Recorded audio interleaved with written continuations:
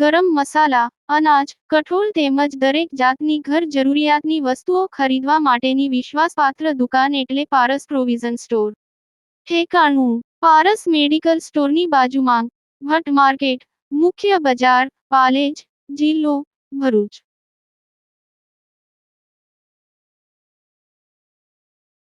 જંબુસરમાં આવેલ કષ્ટભંજન હનુમાનજી મંદિરે ત્રીજા પાટોત્સવનું ભવ્ય આયોજન કરવામાં આવ્યું. ભજન કીર્તનના આયોજન બાદ મહાઆરતી અને ત્યારબાદ મહાપ્રસાદીનું આયોજન કરવામાં આવ્યું હતું. ભરૂચના જંબુસરમાં ગાયત્રી નગર સોસાયટી, સરદાર નગર સોસાયટી અને શ્રી રંગ અવધૂત નગર સોસાયટી પરિવારના સદસ્યોએ શ્રીકૃષ્ણ મંદિર અને શ્રી કષ્ટભંજન હનુમાનજી મંદિરનું અગાઉ ભવ્ય નવનિર્માણ કર્યું હતું. કષ્ટભંજન દેવ હનુમાનજી મંદિરના ત્રીજા પાઠ ઉત્સવ નિમિત્તે સવારે પ્રભાત ફેરી, 108 હનુમાન ચાલીસાના પાઠ તથા ભજન કીર્તનના આયોજન બાદ મહાઆરતી અને ત્યારબાદ મહાપ્રસાદીનું આયોજન કરવામાં આવ્યું હતું. આ પાટોત્સવમાં ખૂબ મોટી સંખ્યામાં ભાવિક ભક્તો ઉપસ્થિત રહેતા સમગ્ર વાતાવરણ હનુમાનમય બન્યું હતું. શ્રી રાજેન્દ્રસિંહ ચૌહાણે સોસાયટી પરિવાર અને ભાવિક ભક્તોનો સાથ સહકાર બદલ આભાર માન્યો હતો. આ સમગ્ર આયોજન શ્રી રાજેન્દ્રસિંહ ચૌહાણે કષ્ટભંજન મંદિરના પ્રમુખ શ્રી પૂનમભાઈ પટેલના માર્ગદર્શન હેઠળ કર્યું હતું. પાલેજ ટાઈમ્સ, ભરૂચ.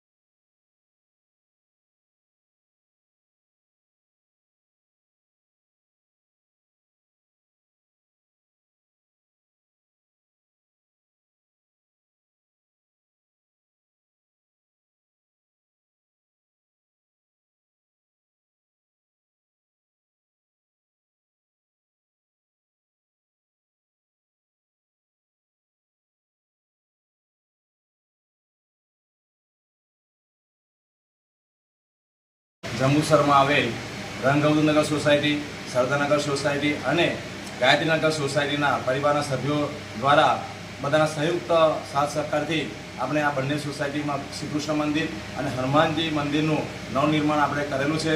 અને આજરોજ આપણે આ હનુમાનજી મંદિર ખાતે ત્રીજો પાટોત્સવ અને હનુમાન દાદાનો આપણો જન્મોત્સવ નિમિત્તે સવારથી જ અમારે સરસ મજાના કાર્યક્રમોનું આયોજન કરવામાં આવેલું, જેમાં સવારે 6:30 વાગે સનાતન સોસાયટીમાં તમામ ભાવિક ભક્તોએ પ્રભાત ફેરી ફરેલા. ત્યાર પછી 7 વાગે મહાઆરતીની અંદર પણ મોટી સંખ્યામાં અમારે ઘણા બધા ભક્તો ભેગા થયેલા. અને ત્યાર પછી 9 કલાકે 108 હનુમાન ચાલીસાના પાઠનું આયોજન કરવામાં આવેલું અને આખો દિવસ 9 થી 5 સુધી અમારો 108 હનુમાન ચાલીસાનો પાઠ ચાલ્યો.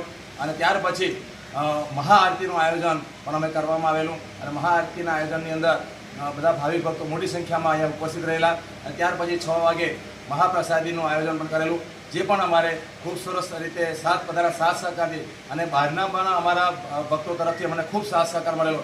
એ બધા ભક્તોનો પણ અમે આભાર વ્યક્ત કરીએ છીએ. 300 સોસાયટીના જે પણ અમારા પરિવારના સભ્યો છે એમનો પણ અમને ખૂબ સાથ સહકાર મળ્યો છે.